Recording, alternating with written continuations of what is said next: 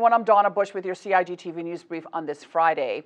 Premier the Honourable Wayne Panton and Minister for Planning the Honourable J.E. Banks joined officials from the Department of Environment, senior civil servants and Marriott Resort Management to see firsthand the beach erosion issue on Thursday. Premier Panton says the problem has to be addressed as quickly as possible. We're having a look at the beach, what's left of the beach here by the Marriott. I think everybody has seen a lot of the videos, a lot of the photographs of what has been happening here over some time now. And it is a significant concern. We basically need to try to find the longer term solution, figure out what's causing this problem and how we can address it, both in the short term as well as in the medium and long term. You know, there are short term solutions which will help, but that isn't going to be, that isn't going to last. We've got to find a way for this to stop happening so we can stabilize the beach. This is a national asset for the people of the Cayman Islands, for all of the tourists, for the operators that exist along this beach. But most of all, it's a national asset for the Cayman Islands. And we are at risk of losing too much of it. We've got to address this problem.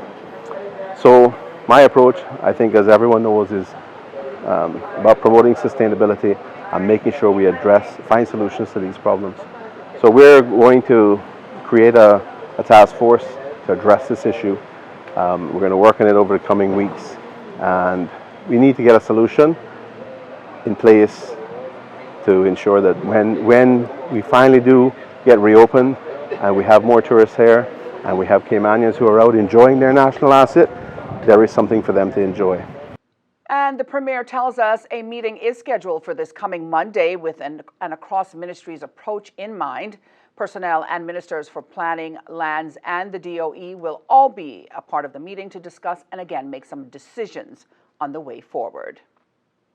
In other news, over 70 guests enjoyed an evening with His Excellency the Governor on Wednesday evening to celebrate 8 years of the Cayman Connection UK network and to launch the US and Canada networks. We're going to be helping them to, navigate the culture shock that they're going to get when they leave Cayman and go off to different countries.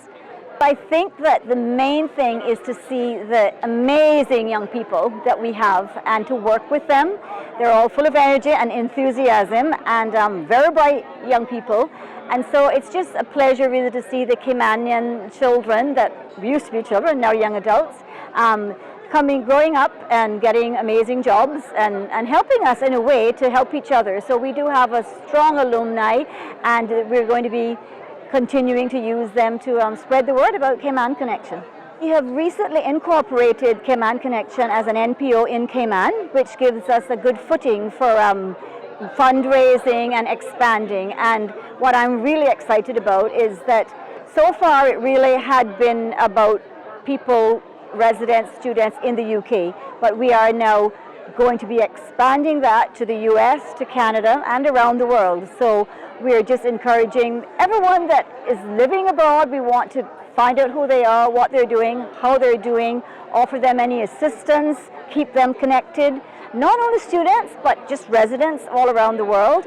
And so I want to just spread the word to just ask people who have those connections overseas to just go on to caymanconnection.org and sign up and just be a part of this amazing community.